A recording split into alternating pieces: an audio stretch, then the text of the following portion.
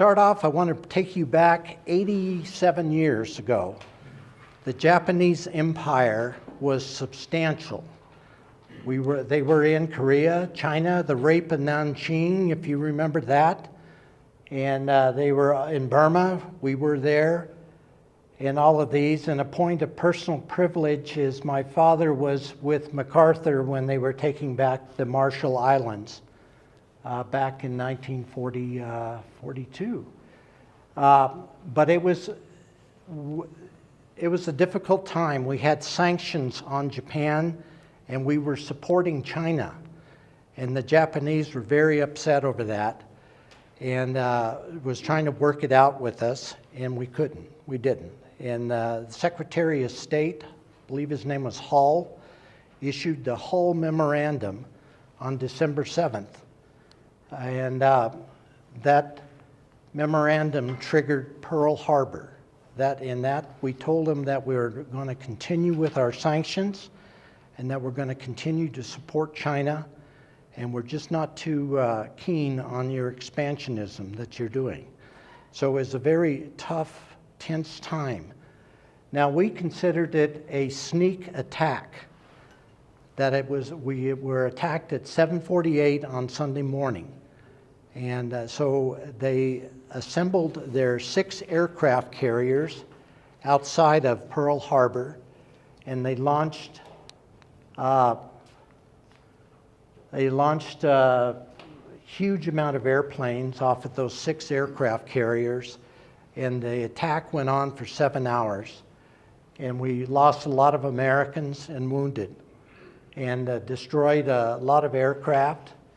And 8 battleships were damaged, 4 were sunk, and Japan declared war on us, and so did we declare war on them. And FDR, his declaration of war address to Congress was, "It was a day which will live in infamy." And I remember my father really, he was very much into the war, but he says, you know, we were listening at the radio, and there's FDR, and he says, "I don't want war. Eleanor doesn't want war. You don't want war, but they want war, so we'll give them war." And I remember my father would say that all the time, and it was just a substantial thing, what those guys went through.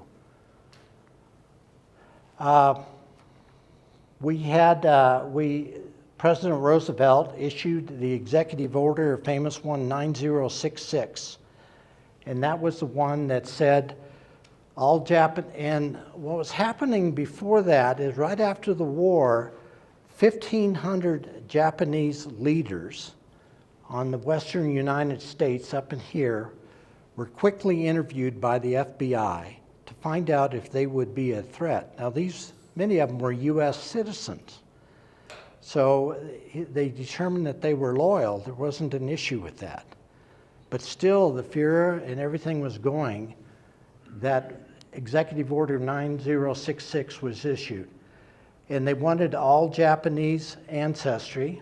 You can see I left everybody one of these. This was a notice that was posted that they were getting.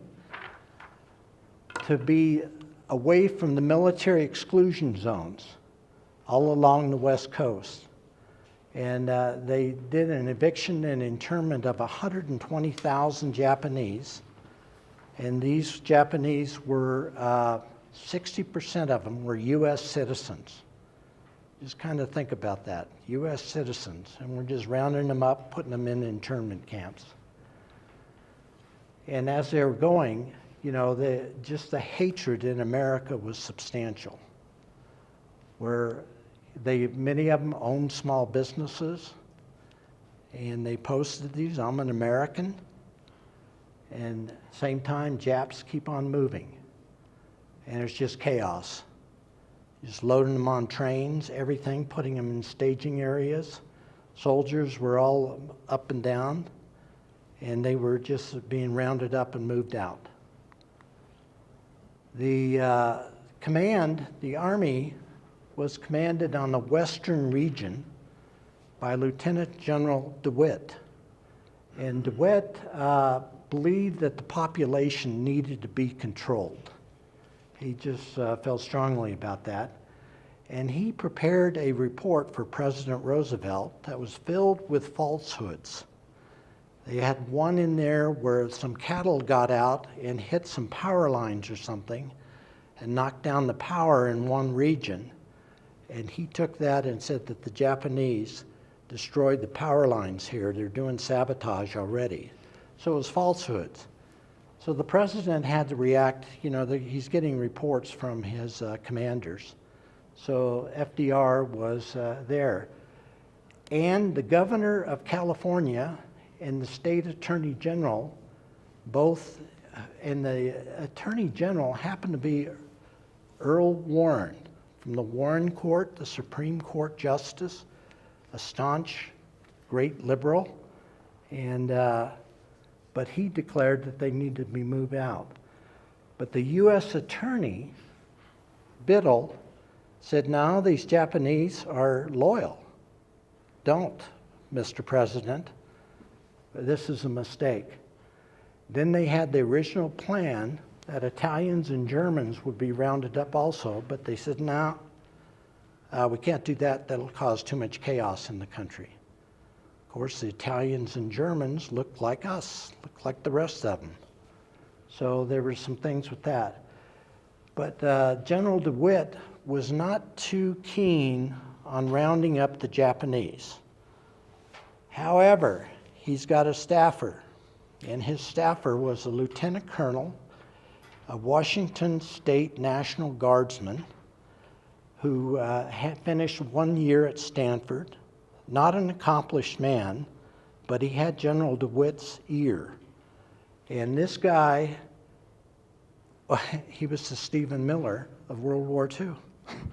I don't know how else to say it. And down there, he was referred to as the architect of the internment of the Japanese Americans, and he tried his best to get rid of that. He didn't want that around him, but he was the one that did that. And he had a point that any person with one drop of Japanese blood would be confined. And again, they opposed the Army orders that soldiers would be allowed to and he even put in this where if you were a Japanese, and we'll talk here a little bit about the 442 Army Regiment that the Japanese can put together. They could not even come back to California to visit because they were Japanese. So it was pretty harsh. And what always struck me when I was researching this is the FBI and the Office of Naval Intelligence stated that the vast majority of Americans of Japanese ancestry were loyal to the United States. But even though we had all this going, FDR made the decision to put them in internment camps. There were 10 internment camps, and ours is Amachi by Grenada, and Hertz Mountain is up by Cody, Wyoming. Those were the two that kind of had most of our forefathers in the Bonsai Club. They were interned there. But we had 10 internment camps. 120,000 Japanese were interned. 60% were U.S. citizens. And here's what the internment camps looked like. They went up very quick. One thing the Army can do, they can put up stuff fast. And they put up these billets for them in these 10 internment camps. But what they did is they put most people at the Santa Anita, California racetrack, which I don't know, help me on that, Tom. That's by Sacramento, I think. But they put 18,000 in there, and they put them in horse stalls and everything. Think of these proud Japanese Americans with their homes. And next thing you know, they got one bag, one suitcase, and they're in a horse stall. And they were there for 4 months with nothing. And they pulled 200 of them out of there to start building some of these sites. And 200 of that 18,000 went to Grenada in Camp Amachi and built their quarters before they were moved out. Grenada, Amachi, War Relocation Center. It opened up on August 27th, 1942, and closed August 15th, 1945. And that's a picture of what it looked like. And what's different than the others, look at how much foliage they have around there. They were great gardeners. And kind of the thing with the Japanese, that I kind of passed over, there was an anti-Asian sentiment back then, where the Chinese Exclusion Act, first we had all the Chinese come here and help us build our railroads. And after we got our railroads built, we don't want you anymore. Get out of here. And they put in an Exclusion Act that Chinese could not come into America. So that was going on. But we needed labor to help with our fields and everything, horticulture, everything in Southern California and all of that. So the Japanese were welcome coming in from Hawaii, and they go from Japan to Hawaii into the US. But there was definitely an anti-Asian sentiment happening by then. Now what we did is to grow some of their own food, they would put them in, if you've been down to the Arkansas Valley of Colorado, that's where we have a lot of truck farms. And we have truck farms also up in Brighton, Colorado, where I used to be a police officer up in Brighton, Cicada Farms. So a lot of truck farms, and these were back to the Japanese when they were helping. But we could have them grow food, but they could not make more money than a private in the Army would make, which was $50 a month. But it got them out of the camp, so they were happy to do that.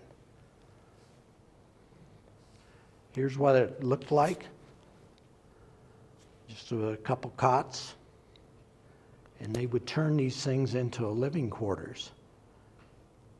And I read this one report where they found a tree outside of the wire, and they dug it up and brought it back to make it a bonsai in a coffee can. So they were doing stuff just to keep them going, you know, keep them from going nuts by being locked up. Population reached 7,300 there, one of the largest cities in Colorado at the time, and that was in Grenada. Put this up here on grit. So I thought about grit, how these Japanese Americans, our forefathers, that we owe respect and gratitude for what they did for our club. And they just had grit. And this was, I read this book by Angela Duckworth about grit, and that's kind of what she says. And I'd say these folks definitely had grit. Famous unit, one of the most highly decorated units in World War II was the 442nd Infantry Regiment. And at the Fairmont Cemetery, they have a section of that just for the 442. So it's pretty neat if you ever get a chance to go to Fairmont and you like to go to cemeteries. It's worth a visit. And this unit was composed of second-generation American soldiers of Japanese ancestry. So you had to have been born in the United States to get into the American Army, to get into this unit. They grew that unit. Initially, it was just started off with about 3,000 people in southern state, I think it was in Alabama, to get it going, but they grew the unit to over 10,000 Japanese Americans, mainly were Japanese Americans. Very highly decorated. 21 soldiers received the Medal of Honor. It's a big thing to get a Medal of Honor. And a lot of casualties. And there's Senator Daniel Inouye, if I'm pronouncing his last name right. But he was a Medal of Honor recipient, and he was the senior senator from Hawaii. Very distinguished individual. And there is the regiment formed. You don't oftentimes see a regiment in formation, but there's the formation, so it's just thousands of guys. And President Truman and other dignitaries saluted the 442nd when they got him back from Italy. Their campaigns were in Italy and Germany, and they took it to the enemy. They did a very good job. And one of my heroes, General of the Army George C. Marshall from the Marshall Plan, and Secretary of State and all that. He's an outstanding guy. The Pentagon really recognizes General Marshall. But he praised his team by saying they were superb. The men of the 100th and 442nd showed rare courage and tremendous fighting spirit. Everybody wanted them. So they did well. And all the time that they were there, their families were in internment camps. Now, as a native Colorado, and I'm very proud of this guy. Wow, he person of the century. And JFK, when he wrote his book, Profiles in Courage, the whole thing about a profile in courage is that you do something significant that is the right thing to do, even though it's going to damage your political career. And Governor Carr just knew this was wrong. And he defended the rights of them at every time he got a chance, and he opposed the interning of American citizens. And you can see what he read, what he said. Don't want to read the slide to you. But one speech that he gave was in the Arkansas Valley. And what's neat about Governor Carr, he is from Cripple Creek, Colorado, went to Cripple Creek High School. And he got his law degree at the University of Colorado. But he was just a Coloradoan at heart. And he went down to the Arkansas Valley where the farmers and everybody were very concerned that the Japanese that were being released are going to take their jobs and everything away from them. And he got up there and gave this speech, and he got to the point where he was pointing, you, and you know this is wrong. So he put it right in there. But if you harm them, you must first harm me. I was brought up in small towns where I knew the shame and dishonor of race hatred. So he called him on it. Now, he did not get reelected, but he went down in history as the Denver Post named him the person of the century. And if you go, you'll see the Ralph W. Carr Judicial Center. So we honored him. And then as you're driving out on Hamden on 285, I believe that's 85, you'll see a big section of the road is named after Governor Carr. But he did wonderful. And he supported them all the way.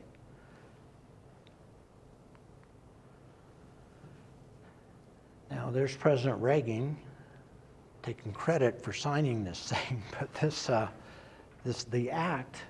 the reparations bill for the Japanese Americans was started under President Carter, and it just got stuck in Congress, working it through.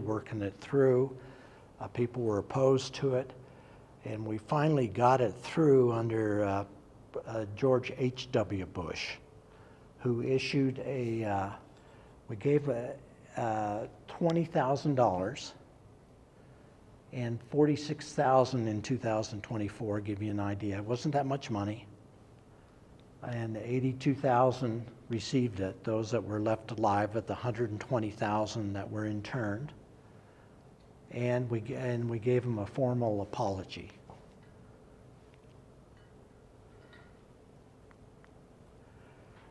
So what happened after that is in 1945, it was a good place to be in Colorado because of Governor Carr. He was friendly towards the Japanese Americans, and he created that environment. So many Japanese stayed in Denver, and they opened up businesses and a few things like that. And these, we got 9 members, started the Denver Bonsai Club at the Buddhist temple. I wish, forgot who's in charge of the Denver temple. He's not in here now, but anyway, it was at the Buddhist temple, and you'll see some of these names. We'll go into them, and Pat will also cover them. But these are the ones who started it. Now, one I liked, again, back to the grit. If you've been down to Sakara Square, They have the Pacific Mercantile. It is now in its third generation. They've done well. And he was in Sacramento when he had to close his Georgianina. Am I pronouncing that right, Larry? Do you know how to pronounce that last name? I don't. Anyway, he was in Sacramento when he got rounded up and was put in the California internment camp. And he heard that Governor Carr was pretty good in welcoming Japanese. So he moved to Denver. And he opened up the state to the Japanese Americans, no questions asked. You're welcome to come to Colorado. And he opened it up on Larimer Street and was the first Asian market in Denver. And he wanted to name it Nippon Market. And Governor Carr went to him and said, you know, we want the Americans to come to your store. Can you think of another name? So he helped him. And he said, also, we want you to sell more than just Asian products, so Americans will do that. So he helped him get this business going. So he's pretty good at that and coached him along. And I believe he was the first president of the Denver Bonsai Club, but I'm not sure on that. Kei Karawara was significant, also one of those members. And he was the curator for the Japanese garden out here as we got that established way back when. And he was born in California but grew up in Japan, returned to California, moved to Colorado to avoid incarceration. So if you got out of those exclusion zones early enough, you wouldn't go into incarceration. So he did that and he got here. And he worked in Granby. And I read this thing that he was growing lettuce. I've been to Granby. I just can't imagine you grow lettuce in Granby. So I think that was a misprint, but he did something. So you can imagine being a Asian American or Japanese American in Granby, probably the only one there. But he made it, and he lived up there for a few years, and then he moved to Denver. Now what's neat about him, he had collected the very first bonsai tree in Colorado. And it was a ponderosa pine. He got it up in Kremling in 1943. And I don't know, that might be it right there. That's a picture that we dug out of the archives. And he helped to establish the Bonsai Senior Club, so he worked with that to get it going. Was the curator for quite a few years, and the Japanese garden is beautiful. And he went back to Japan and he received the prestigious title of Master of Bonsai from the Japanese Gardening Society. So he was quite the bonsai artist. And here's a picture of him in 1946 near the Wyoming-Colorado state line. And he's collecting some ponderosa pines. And I remember my friend Hal Sasaki was telling me about this. The Japanese were very Buddhist. And when they would sit with a tree that they were going to collect, they would sit with that tree for an hour to feel the spirit of the tree. And it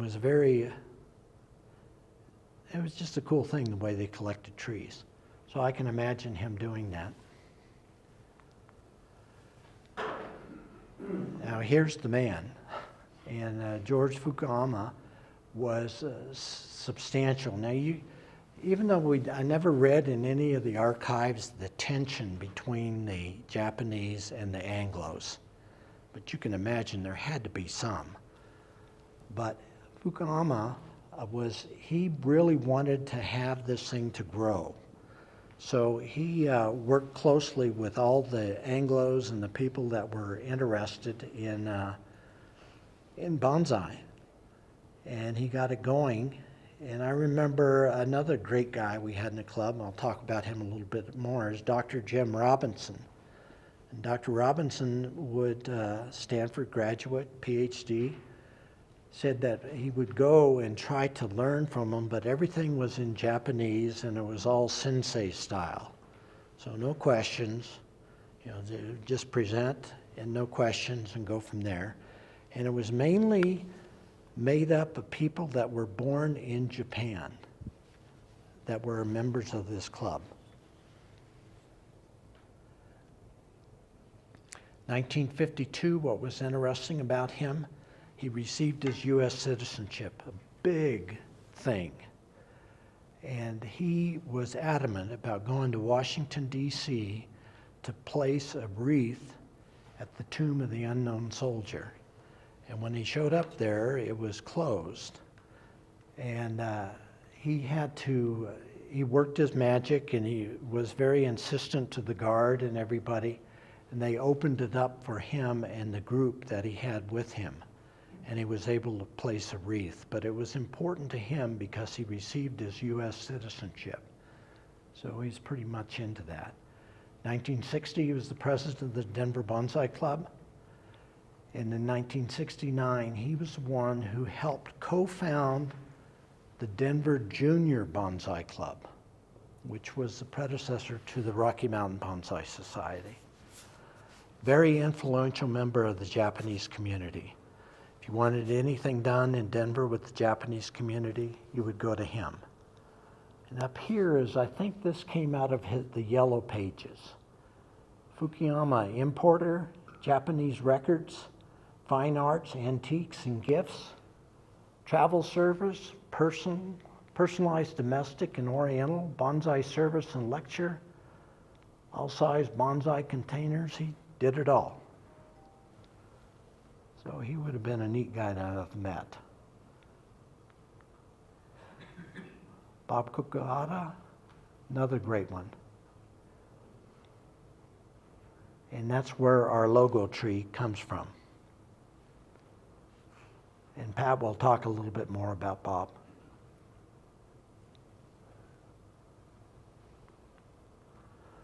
My friend, Hal Sasaki, and I imagine a lot of people in the room know Hal. If you haven't, he's somebody you definitely want to meet.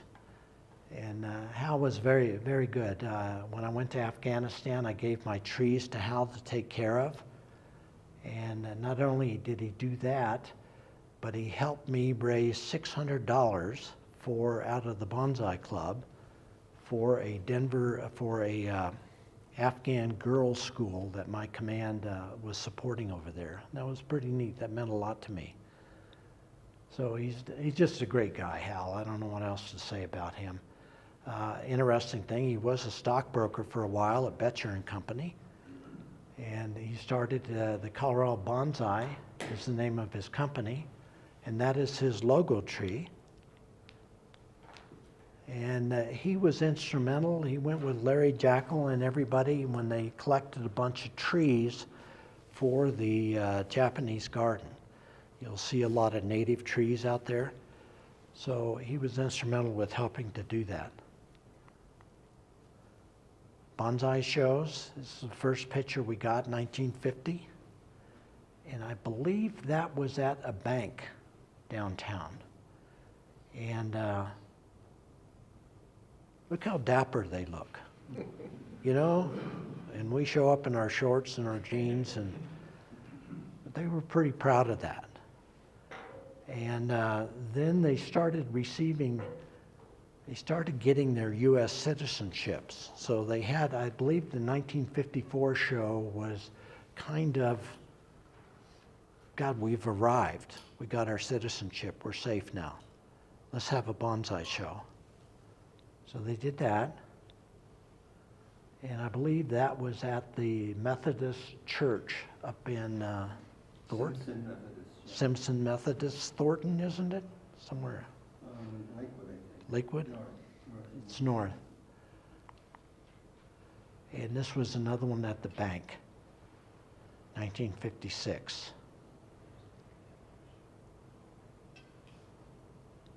I put these are people, pretty nice picture of you, Larry. The camera didn't break. Yeah. Anyway, these are people that really made it happen, where they helped. These were the Anglos, for lack of a better word, that worked with the Denver Bonsai Club to help make this thing work. And Colonel Kruger here was in Japan, and he spoke Japanese, and he studied bonsai in Japan. And him and George Fukuyama were friends. They became friends. So they worked that thing to keep this bonsai thing going. And then Dr. Robinson, PhD from Stanford, a captain in the Army Air Corps. Brilliant guy, really liked Jim. And we named the Jim Robinson Emerging Artist out of that. Larry was instrumental with putting that together. And I wish I found one of Tom Taggart, but Tom was a great Buddhist. And I remember when we were doing the park, Takayama Park, I watched Tom just sit there with the tree, and you could tell Tom was looking towards the end of his life, and he died a year later. But he just had a great spirit about him. Pretty neat guy. And then, of course, Hal Sasaki we talked about, and Larry. We owe a lot to Larry. And thank God you're still with us, Larry. So Every day. every day. But these guys worked it hard, and we got the thing going. We'll take a break. One of the things that makes me excited about bonsai is, my true confession is, I'm like Malcolm Carell, which Larry says he wasn't that good at bonsai, but he was a great guy. So I hope to live up to that with our presentation about other really great people that were in this club and that formed the foundation of why we're all here. So I'll pick up where Patrick left off in 1945. At the end of the war and the internment was over, they started to resettle people. And most of these people, this is Bob Kataoka, who was one of our famous bonsai founders, had come from California, as many people had, and didn't want to return. And Governor Carr had issued an open invitation to anybody who wanted to come to Colorado. We recognize you as a human being, and you are welcome here. So he moved his family. This is when they were in the internment camp. This was in their bunker, or whatever you want to call it. Bob, his wife, and the little girl in the front, Lily, had been a member of our club for a number of years, and her brother. And it says Arkansas, but you know what? I just learned Arkansas Valley, right? Yeah. Okay, which was in Colorado. That was Amachi. Okay. They decided to relocate to Denver. He was an upholsterer by trade, and when he came to Denver to settle and start his business, no bank would give him a bank account. And, and a lot of other people that were coming back to Denver from the camps couldn't find a place to live. No one would rent them anything. So he started leasing hotels to rent rooms to some of his fellow Japanese people to try to help. In 1955, they were starting to build their dream house, and the neighbors all protested. They didn't want them to move into their neighborhood. So this is setting the scene of what was going on in our country at that time period for a lot of these people that are coming out of internment camps, had been, they had one suitcase, the only thing they could take with them. They lost their homes. If they went back, someone was living in their house and they had lost the title to their home, their businesses, their jobs. So you can imagine, in that circumstance, the amount of resentment that must be built up in a lot of these folks, what happened to them. And one of the great stories of bonsai and the Denver Bonsai Club and Rocky Mountain Bonsai Society is people like Bob said, we are not going there. We are going to rise above it. We are going to treat everyone equally. He taught his children, never treat anybody less than you. We're all the same. Treat everybody with respect. Those are incredible lessons to teach after you have been treated so harshly.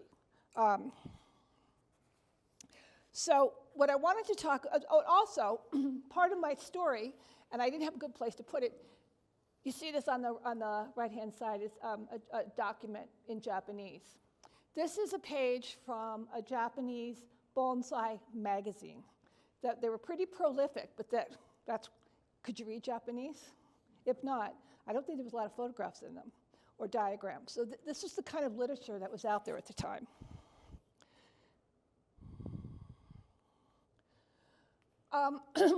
So I want to explain also a little bit about the American bonsai movement. So people like Graham and Matt, when you go to Japan, they're probably going to say, oh, you guys, you just started bonsai, a couple of years ago.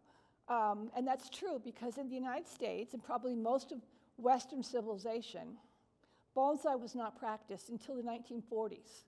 And part of the reason is that, of course, all the bonsai masters were in Japan. But again, the literature, the books, the magazines, the technical manuals were all written in Japanese, and there was no one to translate them. So when you had the Japanese people coming here to work, but especially during the internment period when they were all together in one place, and Amachi had 18,000 people in 1 square mile, and they had nothing to do. And this is a culture that revered nature. And it was really intent on making sure that they were able to pass that on to their children living in the middle of nowhere that was really barren, and there was no beauty around them. So if one guy said, hey, I know how to do something with plants, or I know how to do anything, there was art, there was music, there was poetry, that they would share with each other. But it was also things like bonsai. So you had some people in the camps that had studied bonsai in Japan as children. Kei Karahara was one of them. He wasn't in an internment camp, but he grew up, his grandfather taught him. John Naka had been born here. Everybody has his book. He was born in Fort Lupton, Colorado, went back to Japan as a child, and he learned bonsai there, came back as an adult. So you had people that were in the camps that were already experts, and they started to teach their trade, their skill, their knowledge to the other people in the camp. So if you can say anything good came out of the internment camp, it was that ability for people to be together and to share their knowledge and learn from each other that they would never have had the time to do under any other circumstance. So that's where the American bonsai movement started, is from these circumstances. Okay, so again, we'll go over this. It's 1969. There was a couple of people that we talked about had gotten very interested in learning bonsai, and they found George Fukuma's store in the Yellow Pages. Does anybody here not know what the Yellow Pages are? Do you let your fingers do the walking? That's how we used to find stuff. You would only find it in the phone book. And so they tracked him down. He was doing classes actually in his store, but he was also doing classes at Denver Botanic Gardens. Larry, do you know how old Denver Botanic Gardens is even? About 55. Okay, so about that same time. Yeah, the first charter. Yeah, and the original club was called the Denver Botanic Club, and it was exclusive only to native Japanese people, men. So if you're a first generation, you couldn't join. If you're a woman, you couldn't join. If you didn't speak Japanese, you couldn't join. So this was a very exclusive club of people that started here in Denver with 8 and eventually grew to about 50 or 60 people. Some of the Americans, one in particular had been stationed, Colonel Kruger had been stationed in Japan, so he could understand Japanese, and he had also studied bonsai. And he convinced Mr. Fukuma to let him come to the Japanese meetings because he could understand what was going on. And then he convinced him that there were other people that wanted to learn, but they were English speakers. And so Mr. Fukuma said, okay, well, maybe we'll see if there's any interest, and I'll start doing some classes in English. So at their show, they had an annual show that they had been doing since, I think, the first one we saw was 1954. So in 1969, they had a show, and they took names of people who were interested. Now, how many of you people signed up to be a member at the last show or any of the shows? No, nobody's you, a couple of you, okay. But that's a great way to recruit new people. So they had, I don't know, about 70 people that signed up, and they formed a second club because it had to be separate from the Japanese club. So the Japanese club, they called themselves the old men. They probably weren't that old that time, but everything's relative. I don't think I'm old, but I am. And then they called them the senior club. The English-speaking club was called the junior club. So they had these 2 separate clubs that were going simultaneously. There's all the people that That was their names from the first charter members.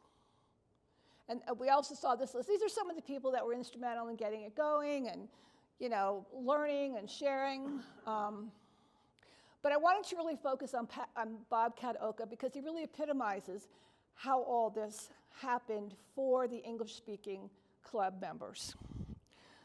So what happened was, just a second, let me catch up to myself. So they took that list of people. The first club meeting that they had, they talked about going on a collecting trip. Because the first thing you need to have in order to do bonsai is you have to have a tree.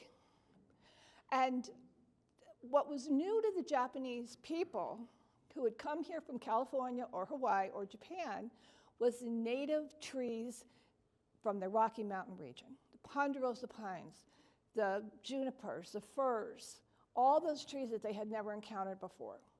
And so they had to adapt their traditional styling and horticulture method to the trees that they could collect here. So that was a big learning for them. And part of that was the adaptation of the traditional Japanese lessons in styling and design and applying it to these new materials that are grown in a completely different environment. What Bob Kataoka would do is he would translate all of those meetings and all of those teachings and all of those workshops that they did in the Japanese club, and he would go to the American club and he would translate it in English for them.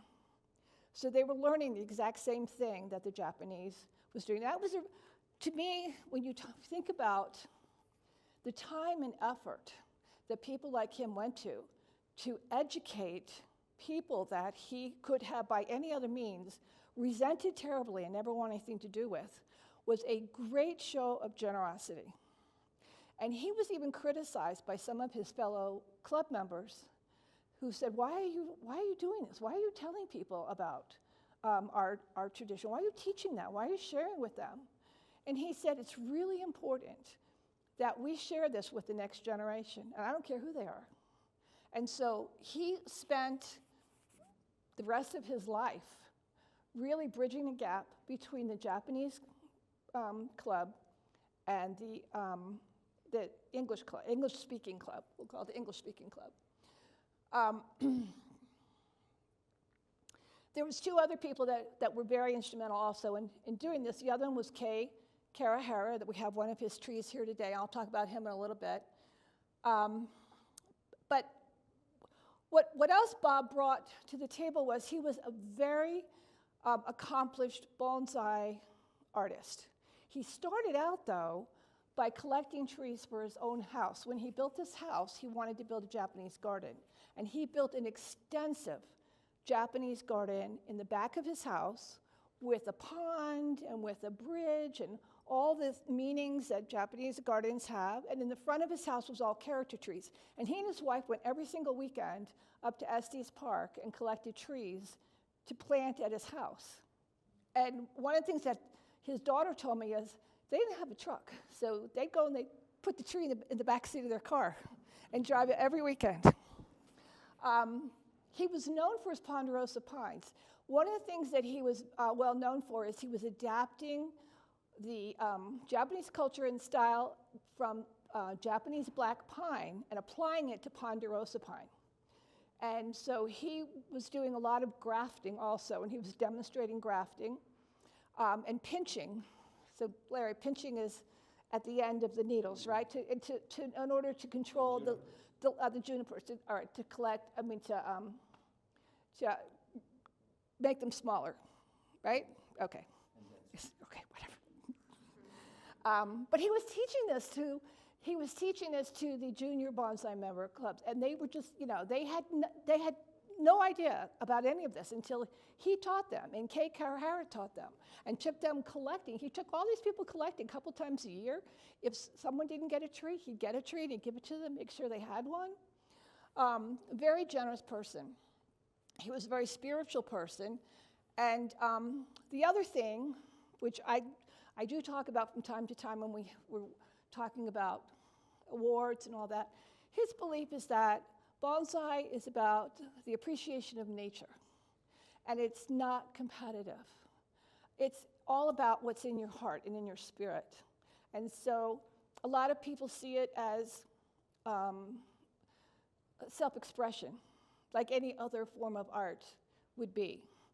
And so he really did believe strongly that this should be actually very non-competitive. And so they never had any competition in the shows. And to this day, we really don't. We're probably one of the few places that actually doesn't. And he also was recognized, I'm not sure who it was, one of the Japanese bonsai masters came to this country and said he had one of the finest collections of ponderosa pines he'd ever seen. So we thought it was the finest collection probably in the United States. Right, Larry? Yes. Yes. Yeah. See, Larry knew him. So we want to have a fireside chat with Larry so we can understand it. Up in the upper left-hand corner is a tree that eventually became the logo tree for the Bonsai Club and is still to this day. And it was ponderosa pine. That picture of that tree showed up in the one I showed you earlier, the Japanese magazine, 1968. He was very, very proud of this tree. These 4 trees were trees that were shown in the Denver Bonsai Club show in that year. And his daughter told me that he had a whole closet full of Japanese magazines and books and all that. I said, what happened to it? She said, I threw it all away. But she kept this one because he had written a little note in there, Papa's tree. He was very, very proud of his tree being shown in the magazine. I think it was part of his show. So the club adopted that ponderosa pine as their logo tree in 1983. And then one of the club members made this sketch, and this is a sketch that you see. It's an image that appears on a lot of our literature. It used to be on the top of our newsletters. We still have this image, right? Sure. I had another question. Okay. It was the Denver Junior Bonsai Club. When did it become the Bonsai Society? I think we'll see on the next slide. Or maybe the next one after that. It was actually, the answer is 1983 was when they changed their name. What had happened was this. So George Fukuma's dream was that the 2 clubs would merge together. He wanted to have just one bonsai club, and the Japanese club and the English-speaking club would all be all one club. And in 1975, the junior club voted to change their name to the Denver Bonsai, just a Denver Bonsai Club, and we'll all be one club, except that the Japanese people still were not very fluent in English, and the English people couldn't speak Japanese, and there was that cultural divide, and there still was some resentment, and so it never really happened in reality, right? So eventually in 1983, and I don't know why they decided to do that, they decided to change their name completely to the Rocky Mountain Bonsai Society. Do you know that? Okay, good. I was the president at the time, and we had groups in Colorado Springs, in Fort Collins, and we had people coming from all those cities. We really weren't a Denver club anymore. We were a Front Range club. Oh, okay. So we had a little caucus of the executive committee in the corner, and we talked about it for a while, and we decided to make our group the Rocky Mountain Bonsai Society. I didn't know that. Thank you. The other thing that we're really well known for, and people around the country are really jealous of us, is because of the abundance of trees, or there was the abundance of trees, that were collectible in this area. Magnificent trees, obviously. You see them here, and you'll see them in some of our books of some of the trees that we're doing at the time. This first picture, I believe, that's the Bonsai Safari, Larry, I think. The bonsai, it might be. I need to look and see. Yeah. So wanted, people wanted to come here so badly that Dick Mulaney, whose tree is over there as well, dreamed up this idea that we'll have a fundraiser and we'll invite people and we'll charge them. And they spent 3 days collecting trees, and it must have been crazy because I just read like a 3-page article about all the antics that happened. People went away with boxcars full of trees. but really sought after for our trees and for not only that, the expertise and knowledge about how to take care of them, because that was the first thing that George Bakuma always said, first, don't kill your tree. But collecting was a big part of the culture of the Rocky Mountain Bonsai Society, because that's, you know, again, the native trees are fantastic, shaped by nature, some of them 300-400 years old. Where are you going to find that anywhere else in the world? Nowhere. But it was a different time. So one of the places that they did a lot of collecting was Heil Ranch in Boulder. Heil Ranch now belongs to Boulder Open Space and Parks. So you can ride your mountain bike there, but you can't even take a rock out. There was a Japanese gentleman who owned a big piece of property in Thermopolis, Wyoming. So he would have people come and do collecting there. It was easy enough to get Forest Service permits to go collecting. And then Echo Park, was that private, Larry? Yes.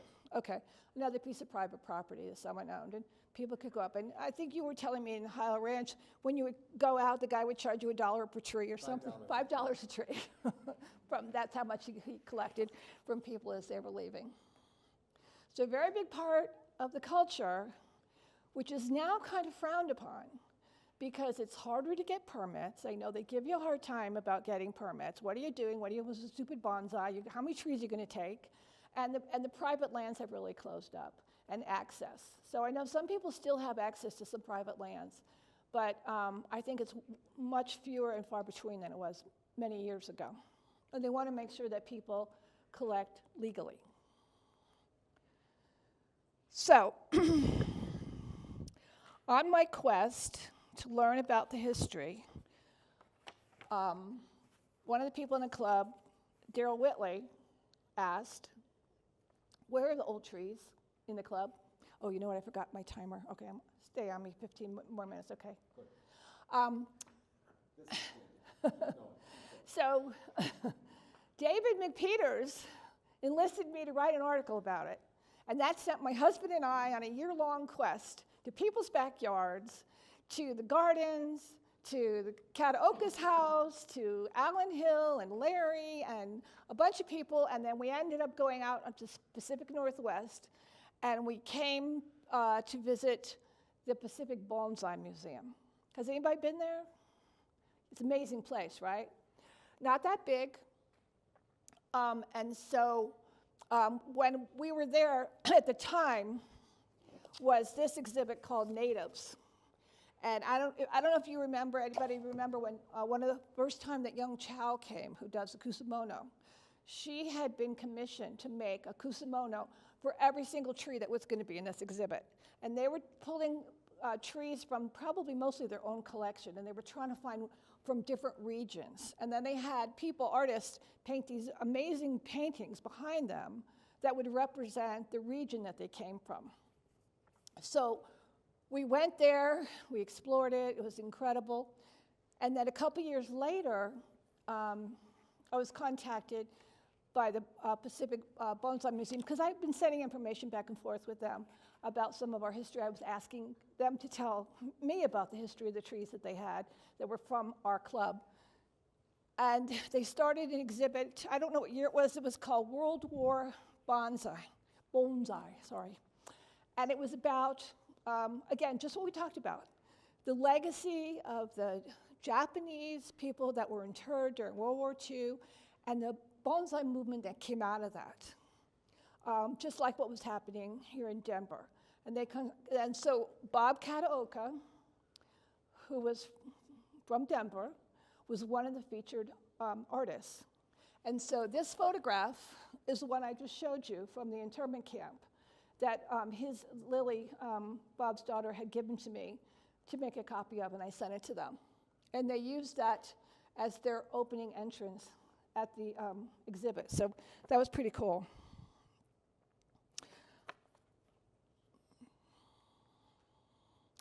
This was one of the placards. Again, this came right out of our newsletter that talked about Bob Kataoka's family and, you know, the hardship that they endured. But this is one of the trees that's in their permanent collection, and it's called 47 Ronin. And it started out as 47 alpine firs on a sandstone slab. And it's supposed to represent 47 samurai soldiers who had lost their leader, and they were defending his honor, and somehow they all got killed. And it's supposed to be about courage and bravery and honor. And so over the years, some of the trees have died. I think it's down to 14 that are still there. But this was donated by Mrs. Kataoka to the Pacific Bonsai Museum in around 1989. Bob passed away in 1986. Now, one of the reasons, too, that I just talked to Larry about was the Bonsai Pavilion here didn't open until 2012. So if you had a tree that you wanted to donate, you weren't going to give it here. And many, many places that have botanic gardens, they don't have bonsai pavilions or gardens or greenhouses. And so I talked to a guy who came here to the ABS from Cincinnati and said, how do you do that? Because we don't have anybody who will house or take our heritage trees. So they were fortunate in that they found the Pacific Bonsai Museum and accepted a couple of the trees that they have in their, like I say, the permanent collection, and it showed up in 2 recent exhibits. This is what it looked like originally.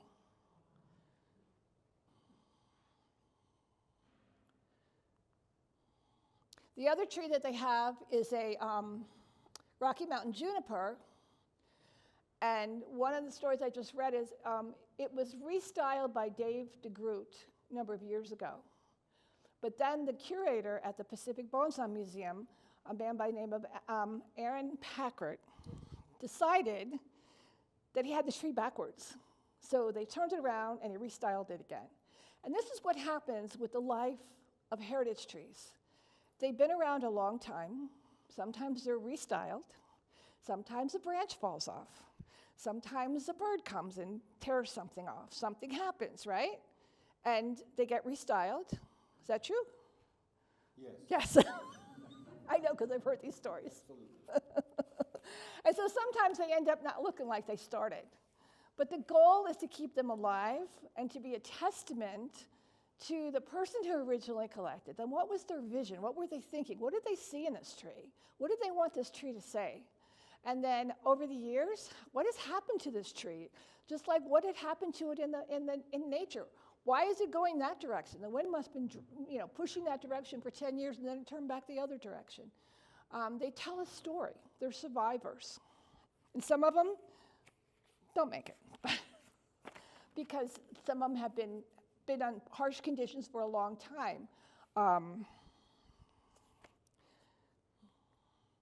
And then this I thought was interesting. This is Bob Kataoka's backyard as it is today. Now, one of the things, if you see on the left-hand side, is he built these bunkers. So when he would winter his trees. And somebody asked me today about the bunkers at DBG. I said, yeah, those are like, aren't those? Yeah. Yes, those are the Bob Kataoka style bunkers that these trees are wintered in. They just sit outside, they go in the gravel, they get snow on them, and then in spring they come out. But he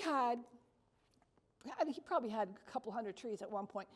But these trees also haven't been moved in 60 years. Because when he died, he told his family, this is my passion, this is what I love to do. I don't want to burden you with having to take care of these trees. But his wife and his daughter did try to take care of them as best they could. But, you see the size of some of these trees, they probably couldn't pick them up and carry them, so they just stayed in the same place for 60 years. And they're still alive, and a lot of them still have their great shape. And there was an attempt to try to rehabilitate some, but I guess they just liked where they were better. So our other important teacher and influencer was Kei Karahara. He was an original member of the Senior Denver Bonsai Club. And he also became the longtime curator of the Japanese gardens from, I think, 1980 to 1993. He was the first gardener for the Japanese garden. That was when it was built in like 1978, 1979.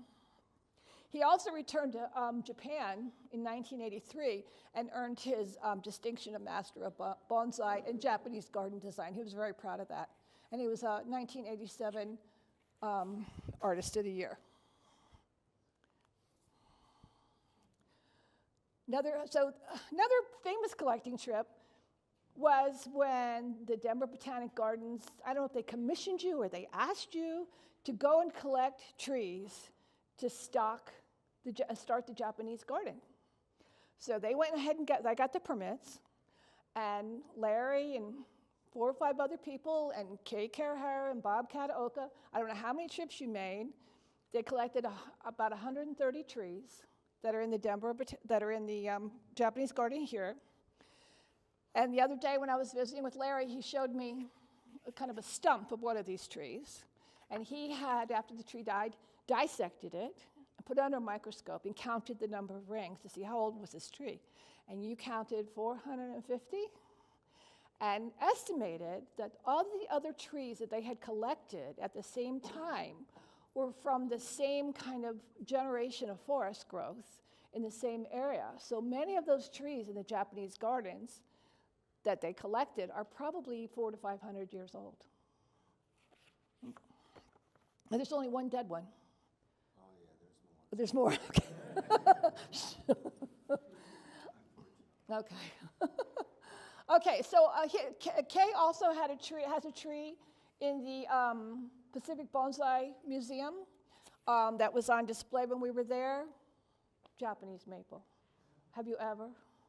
Isn't that beautiful?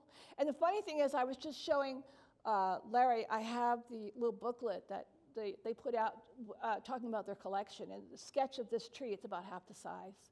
So they've really brought this back to life. Well, George Fukuma, we heard about him. Bob Cougar is the guy who we said convinced the Japanese people to let the American people start their own club and teach them. Hao Sasaki.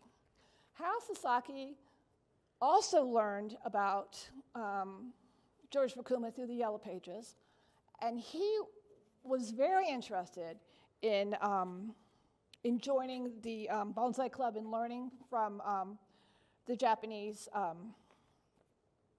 men, but he was born in Hawaii, and he wasn't a native Japanese. His father was a first generation. So he joined probably 3 or 4 months after the club started, the junior club. So he's really a charter member, I think. But he was very interested in bonsai to begin with, and he very quickly learned. He started his own business, and the thing that he always says is, first you have to learn about the horticulture before you learn about the art.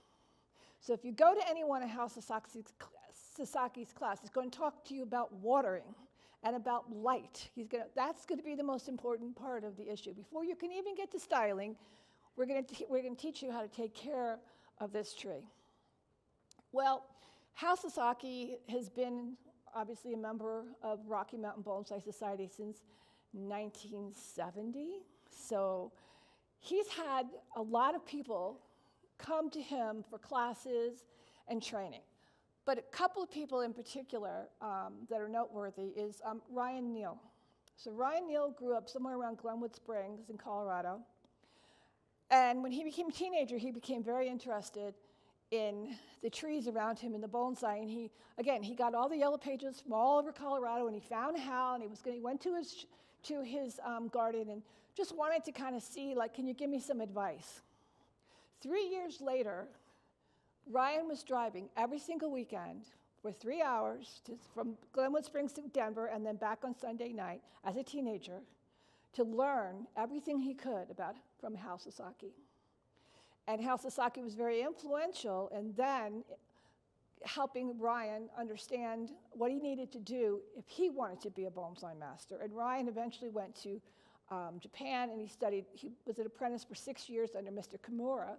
And I think the first American that had spent a full 6-year full apprenticeship. And now Ryan Neal's Mirai Bonsai in Portland, and he's become very internationally famous. Gives a lot of credit, probably all the credit, other than Mr. Kimura, to our Hao Sasaki. Same story with Todd Schlafer. You know, Todd Schlafer now has become a bonsai professional in Denver area. And he would go, he wasn't his teenager, but he was still a young man. he said, I'd sweep the floor, I'd pull the weeds, I'd do anything just to spend time with Hal. And Hal would give him everything, both of them, all his knowledge, anything he could impart in them, he would share with them. And Hal was also our Artist of the Year in 1990 and 2003. Jim Robinson was an early member. This is his tree here in the front, the ficus. He was also an Artist of the Year in 1989 and 1997. And this tree is in this book that is Outstanding American Bonsai. It's 50 artists in the United States at the time that were recognized as the best. And there's 4 of our members that have a tree that are in that book. And that's one of them. And Larry, I know, you were so cute. You had blonde hair and little bangs. Well, I kind of still do. Larry became a very adept collector also. You can see that this big tree he has on his shoulder, this is from a photograph in the Smithsonian magazine that did a whole article on he and his buddy Dan Robinson, who was a rabid collector, crazy collector, right? Yes. And Larry always has said that he was inspired by the early bonsai members because of the way they lived their life. And it changed and had a big influence on how he lived his life, which is the same thing in generosity and teaching and sharing. And Larry used to always say, we should be developing masterpieces, right? That's you? Actually, that was from my good friend Jim Robinson. Okay, never mind. But Larry also has a famous saying, what do you see? I always love that. What do you see? So one of the first things he asks people who start to study bonsai, come and look at it. He's going to ask you about these trees. What do you see? What do you see? That's because he's a good teacher. You're welcome. Malcolm Carell, my hero. He was physics professor. Jolly, I think if you read any of the newsletters he wrote, they're hysterical. And he was just, I think, a very good-spirited person, good character. He emphasized, epitomized what bonsai was about. Alan Hill is also one of our older members, still with us, has a fantastic collection in his backyard. And one of the things I will tell some of you people that are getting started, or even some of you more accomplished bonsai artists, when you see in our newsletter, David's pretty good at sometimes putting it out there. He had Mike Corinne's trees. We had Bert Rose that was just reducing his collection. Different people over time, and you'll probably see some of Alan Hill's trees because they're too heavy for him. He just can't manage them anymore. When you see that, someone says, come and see these trees. Maybe you can buy one. Buy one. You may never get a tree like that again in your life because these might have been collected trees from 50 years ago, trees that someone has nurtured. Some trees, Alan was great for growing trees from seedlings. It's a great opportunity, and not that many people ever have that come their way. These are all our Artists of the Year. Now, in 1986, after Bob Kataoka died, the club decided to name the tokonoma, which I think you didn't have by then, right? You had it built? You had it. They built the tokonoma, which is the one we still use, and called it the Bob Kataoka Memorial Tokonoma, and also created an Artist of the Year, which is kind of interesting since it's a non-competitive thing, but you have to have an Artist of the Year. We named it after Bob Kataoka, who didn't believe in competition, but it's a nice way to honor the artist, not the tree. So maybe that makes it a little bit less competitive. And so these are, if you look at the names, I mean, most of these names we just talked about, are there people that maybe you know now? Very accomplished people. So some of the big milestones, there was an ABS convention first in 1982, but in 1912, there was a combination of the ABS and BCI convention here in Denver. Apparently it's a very big deal because when my husband and I joined in 2016, they were still talking about it, like it happened yesterday. So apparently it was very well attended. And again, people came here because they wanted to have the experience of working with and seeing the local trees, right? There's Larry, that was one of the headliners, Harold, Sasaki, Young Chow, because she was around back then.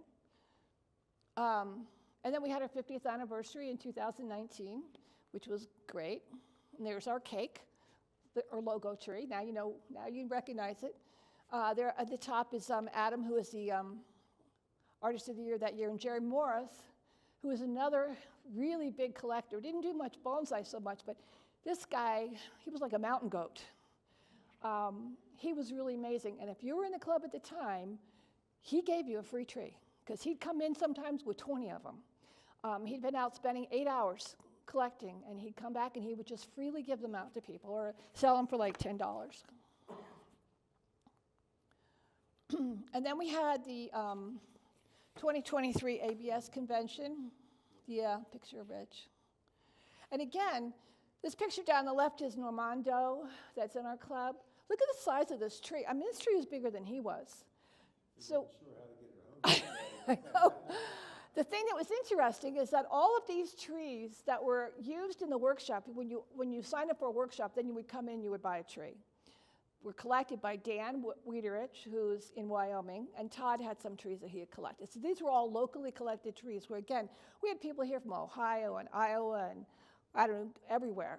And this was their opportunity to buy and style and have hands-on instruction on our native plants and trees. And Adam got the Best in Show tree for his juniper, yeah. And Dan got the John Naka Award. Apparently it's a very prestigious award they give out one a year. And what was his tree? It's a lodgepole pine, yeah. I'm getting better at this, okay. So when we talk about our heritage trees, again, you know, it really is, they have to be really special. You know, people donate trees to the gardens. They can't take every tree that comes their way. They have just limited space. Now your collection is up to about a little over 100. And again, starting in 2012, when you had the Bonsai Pavilion.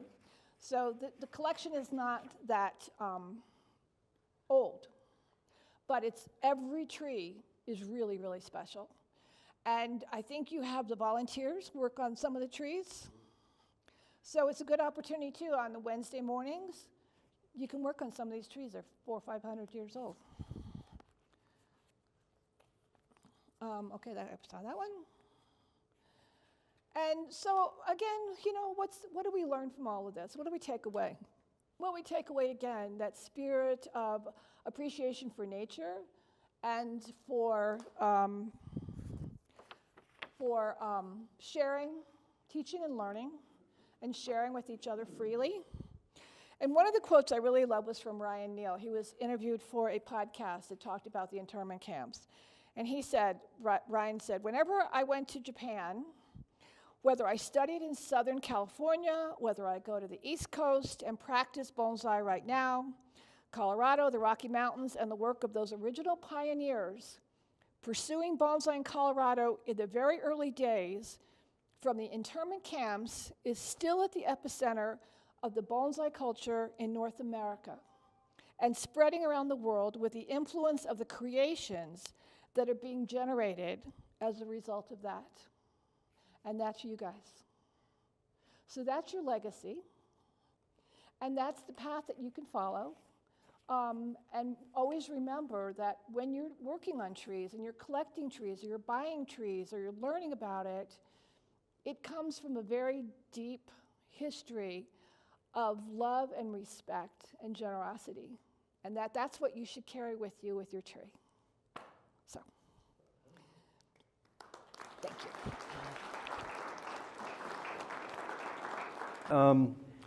I saw my first meeting of the Rocky Mountain Bonsai Society when it was still a junior society in 1976. I had moved here to be an educator in Cherry Creek schools, and I didn't know how to grow a front yard because I'd never owned one before. And so I thought my logic was, I'm going to join the Denver Botanic Gardens because they'll help me how to grow stuff. And actually, at one time, they did have different turf plots out on the grounds, and you could look at different things like buffalo grass and zoya grass and all that kind of stuff. But I got a newsletter. The Green Thumb newsletter had a listing of all of the societies that were meeting on the front page down the left side. And there were 2 bonsai societies there, and I had seen it a couple years before at the Midwest show in Dundee, Illinois, and I was hooked the first time I saw it. I was hooked. And so there was the junior club and the senior club. And my logic was, well, I'm not very good, I don't know very much, I better just go to the junior club. Well, as it turns out, the senior club that met here was the old man, all Japanese language speaking group. I wouldn't have learned very much there because I don't know anything about Japanese. But the president at the time was Bob Kruger, who became a good friend of mine. Spent time as a commander of a military base in Japan in the occupation after the war, and embraced the culture there and learned everything he could about ikebana and bonsai and tea ceremony and all that stuff, and he brought a lot of that back, and he was a good teacher for us too. So the trees that we have, Pat mentioned that we have I have a little over 100 on a spreadsheet. I've got about 40 spaces to show, so I've got lots of things that I can rotate in and out during the year. But as she said, one of my favorite things to ask people, and I do that to my volunteer group once in a while, not as much, but the question is, what do you see? And we're talking about a tree now. And I always kind of walk away and leave it kind of there and let them look at it. Sometimes we have a discussion about it. I've had 4 interns here since about 2020, I think. And that's the question that they always say comes back. What do you see? Okay? So and the other thing that's important is the story. You obviously have heard from Pat, a lot of story, but here is one of the first trees that I can ever remember seeing. It belonged to Kate Kawahara. I remember seeing it in the show in the early 80s when he was still alive. And then he passed, and it went to his nephew, Gary Matsuda, and then we opened up the show in 2012, opened up the pavilion in 2012. I submitted a resume and tricked the administration enough to get hired to be the curator. And this tree was donated by Gary a short time after that. So we are, at least in the story of this tree, the 3rd owner. And in Japan, one of the things that is cherished are trees that are handed down from generation to generation. So we're sort of the 3rd generation of caregivers for this tree.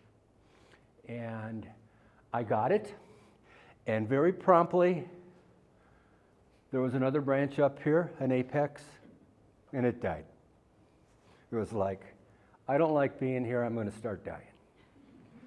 And of course, it's from a Japanese-American family, and it's one of our first donations, and in my mind, I'm saying all kinds of bonsai cuss words right now. It was not a happy time.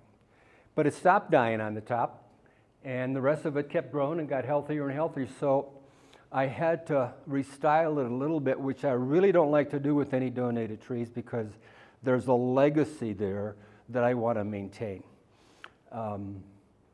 But this one needed to have a little bit more arrangement, so I just grew it. And one of the things I've learned in my time here is that if you keep it healthy and just let your tree keep growing and doing a little bit all the time, it gets better and better and better all the time, okay? Unless, of course, you have a tragedy, you know. And even in our collection, I have to admit that I've lost a couple trees that I'm not very happy about, and I don't have a clue why it happened, but it did. So we're not going to have a big discussion because we don't have a lot of time here.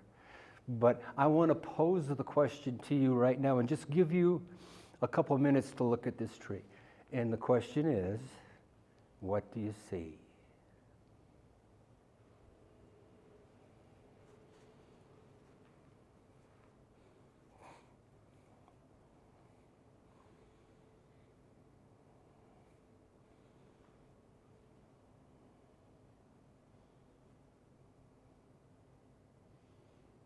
So this tree will be on display off and on all summer as soon as it gets nice enough to be back outside.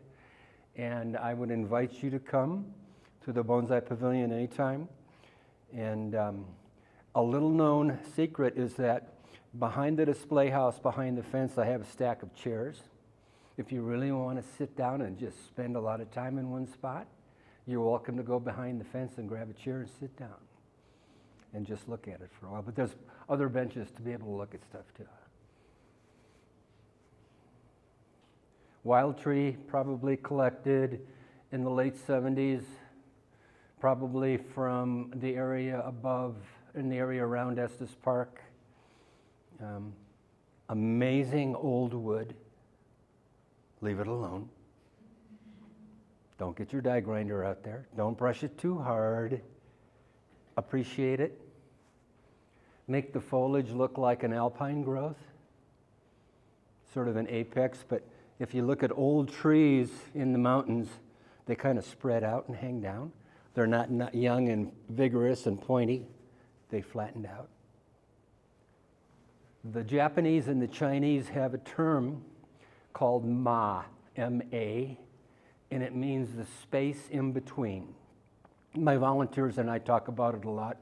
One of my volunteers is a native Manchurian speaker, Che, and I asked her to do a little research on the Japanese language for the next meeting we came in, and she talked about it. But in design, it's negative space. The importance of the distance between here and here defines the bottom of this branch. This little space in here defines the top of this one and the bottom of that one. All these little spaces in there that have nothing in them are as important as the foliage, the ma, the space between. Quick questions. Perfect explanation there, Grant. What do you think? Holy cow. Yes? Rocky Mountain. This is Pinus flexilis limber pine. It's one of the natives that likes to grow a little higher than the dominant tree, the ponderosa pine. But if you walk through a ponderosa pine forest, you'll see them mixed in once in a while, maybe 1 in 100. But when you get a little higher, pretty soon they're all limber pines and bristlecones in some places too. No more questions. Cool. Can we move another one?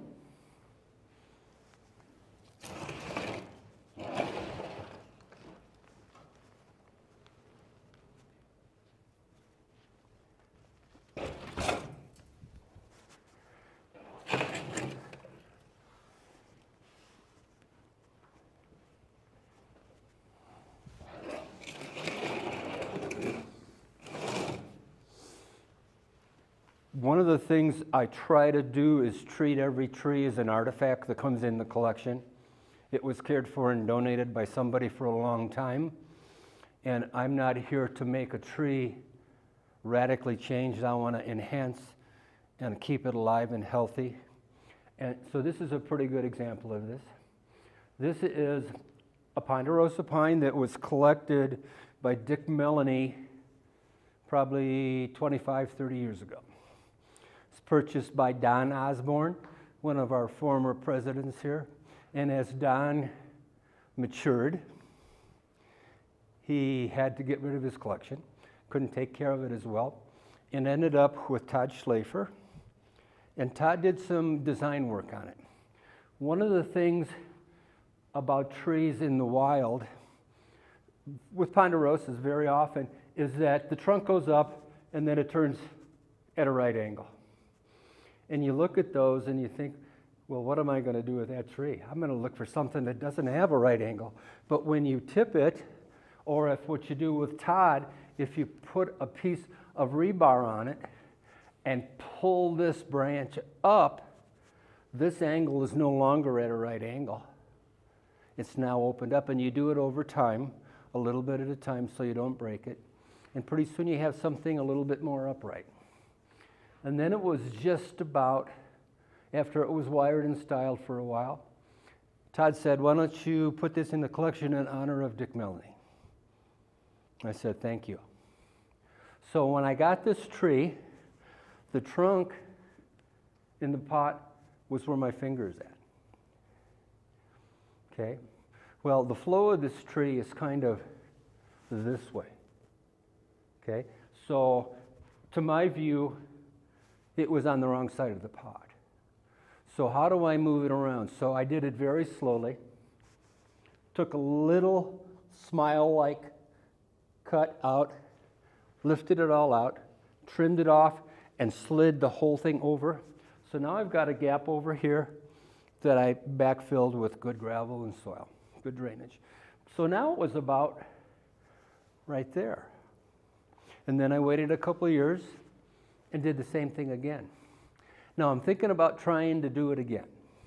I'm thinking the trunk might look a little bit better, maybe over another inch. But I have a problem, and you see that with collected trees a lot. In here, there's a huge mass of solid root right here. It's not going to go anywhere. So I could change the shape of the pot, something else, or I could do the first thing I always consider when I'm thinking about doing something to a tree, and that is not do anything. That's always my first choice. Because I have plenty of time, I can let it grow for a while and see how it develops. And if I still don't like it in a year, thinking about time spans right now in our culture, making a change that you can put off for a year or two, doesn't happen very often. But in bonsai, it happens all the time. So that was the choice. It's leaning a little bit too far forward. Wouldn't you agree? It might look better the next time I repot this to change it and maybe repot it maybe about right here. Those are the kind of tweaks you start to make after you've had a tree in culture for 15 or 20 years. Those little things can make a difference for you. And they probably will. But I'm in no hurry to do that. Questions? My question for you is still the same. What do you see? When I see this ponderosa, I think of a parkland tree. Does anybody know what I'm talking about, a parkland tree? So when you drive up into the mountains here sometimes, you go into the areas like up in Evergreen where there's big open meadows and there's only 2 or 3 trees in them. And that tree usually is a ponderosa, and it's usually a massive, big spreading all over the place. A classic, mature-looking ponderosa, 150, 200 years old. I'm thinking with the shape of that one, that's kind of what it's like. Something that grew kind of out in the open without too much competition from another tree. Didn't get banged around too much in a parkland. Our parklands here, we call them parks, like City Park. You ever walk around and look at some of the old elms and things growing in there? Or the median on Monaco, and you drive down and see all these trees they planted 100 years ago that are amazing trees. My truck just turns off on the way home sometimes and goes to places where I know there's a great old trunk and wants me to drive by it and check it out. Make sure it's okay. Make sure it's okay. Yeah. Questions? Yes, Matt. Since you're the ponderosa expert, I noticed that some of the lower and more shaded out branches are weaker. Yes. Techniques to like. I haven't figured out why it does that, but you know, big mature trees, the underneath branches die out too. So it's just kind of doing the same thing. I've got a really nice cascading one that was done in honor of Kate Kawahara during the Buddhist temple's 100th anniversary. We showed it there. And it's dying, the long cascade branch. It's gotten weaker every year, so I have my notes written to myself. I have a list on my desk of trees I need to work on the next year. Redesign Kawahara tree. Restyle it, change it somehow. Okay. Yes? So will you, in reference to what Matt was saying, thin needles on the top? Yes. So you'll do that what time of year? When they start to grow in the spring, I might cut out a couple. The other good time is in the fall. But the other thing is that every morning when I walk through and say hello to everything, I've got a pair of scissors in my pocket. And when I walk up to this one, sometimes I'll just nibble 8 or 10 little needles from the top out of the way. The oldest ones? Pardon me? The oldest ones? Yeah, on the top, some of the ones on the top, yeah. Yes? I got a tough one for you. We all know you've been with these trees for a very long time. And after you go, and the second, third, and fourth generation starts working on these trees, you say you like these trees to be kept the way they are to kind of honor the artist. Yes. How do you feel about the trees that you're designing? Would you feel okay with the third and fourth and fifth generation 100 years from now to radically change your ideas? I've thought about that a lot, Dave. And one of these days, I'm going to retire from this job. Everybody has asked me at one time or another, when's that going to happen? And I say, I know where the tunnel is, but I don't see the light yet. I'm having way too much fun. And my thought is, I really would like to be able to transfer the knowledge that I know about this collection over time with whoever's going to be the new curator. But the new curator that comes in, it's his collection to take care of. I'm going to let him know what I'm thinking about it, but then I'm going to step back and say, good luck. So you have the same idea as you're growing for the next generation, you're not really growing for yourself? No. Not at all. I hope whoever inherits the collection does a good job, because I think so far we've done a real good job. I'm real happy with the way the last growing season has been here. I'm noticing that, like everywhere else, it's getting a little hotter. And it's getting hotter in the collection, and we've made some moves to help cool it off with some shade cloths and some things, moderate the temperature. And all those little day-to-day things are knowledge that I would want to pass on to whoever does it. And I've had a conversation with Phil Douglas, who is the director of horticulture here, and he's also in favor of it being a slow change somehow, but I'm not ready for that yet. Want to do one more? Really, Larry, real fast. Length of the needles, given the age of the tree, I'm kind of surprised they're as long as they are. Yeah. It's been in that pot a long time.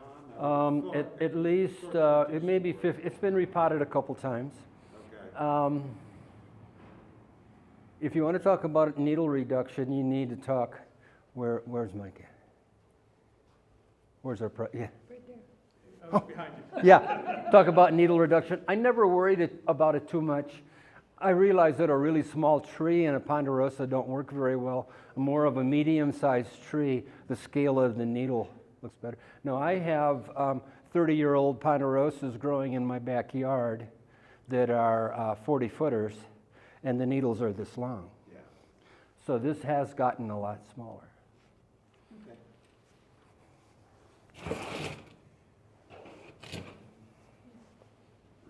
Mike sings to his trees at nighttime, that's why the people so small. What's that? I said you sing to your trees at night. That's right, yeah.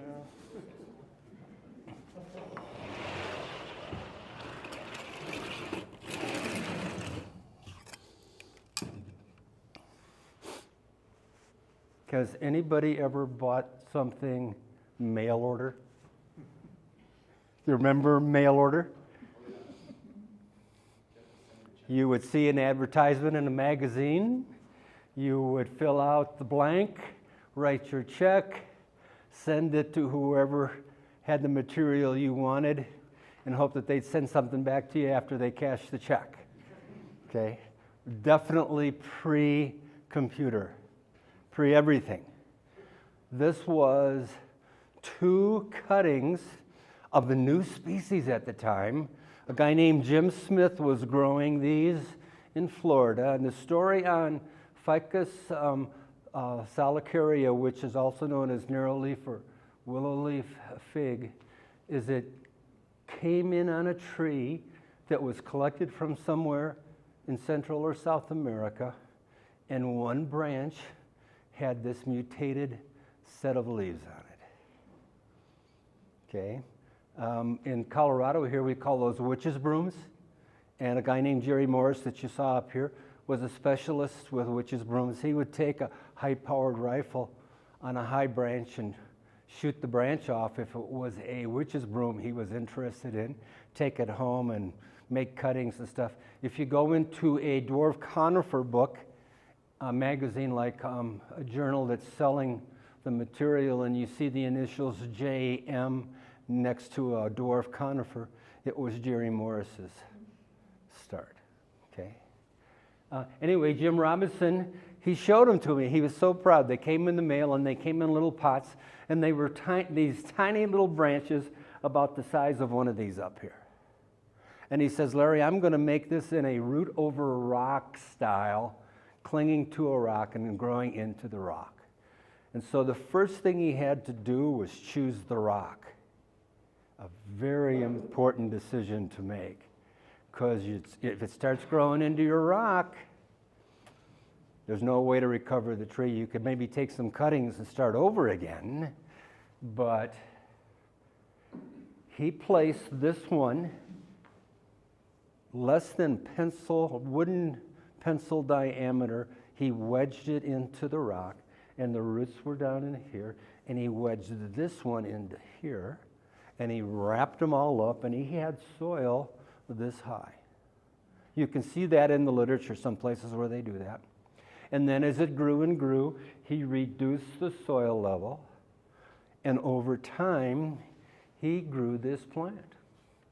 Then Jim, some years ago, lost a fight with Alzheimer's, and his family donated this tree to our collection. Okay, so we're the second generation taking care of this. At the time I got it, it was in a pot that he had manufactured. One of Jim's goals later in life, he got interested in pottery, lived up in Boulder. They have a real good public studio there for throwing pots and making pots.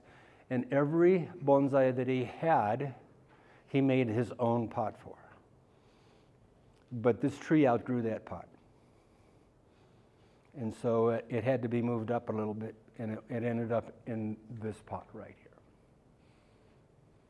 It doesn't look like a Rocky Mountain bonsai because it's a tropical.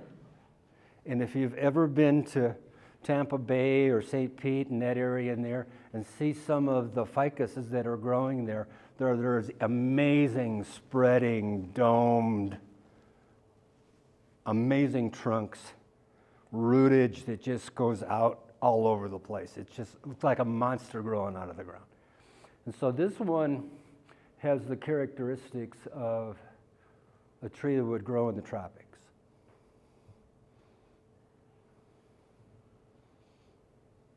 Questions? What do you see?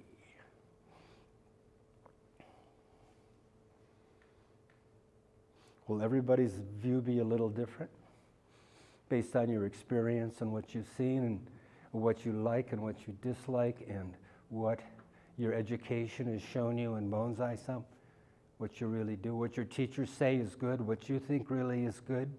Everybody's going to see it a little different. But what do you see? Ma is amazing. There's some ma in there, isn't there? Some separation? Yeah. So this spot kind of defines an area. Here's the top of a foliage mass. Here's the bottom. Here's the bottom of the ma, or the negative space. Last thing, we'll wrap up. One of the things that I always enjoy passing on to everybody, I am always interested in trying to become a better artist. I think most of you guys here also are. So when I first started working here in 2012, I posed the question to myself, what can I do to be a better artist? And I started doing a little research and asking around, and one of the things that I discovered is there is a common language in art. It's called concepts of design, elements and principles of design.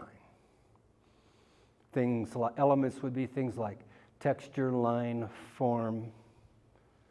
Elements would be things like unity, negative space, flow, balance. All those things can be picked up in a little journal, and just reading those and becoming aware of what those are. I have 2 children who have masters in fine arts, and I can stand toe to toe with them and talk design because they've been through a 2 or 3-year master's program, and I've just read the journal. But we both understand elements and principles of design, how to look at something. And then on the other end, you can throw all that in the trash and just say, what do you see? What do you like? But it made me a better artist. I look at things differently now because of that information. Questions? I've been honored to talk to you guys today. Thank you very much.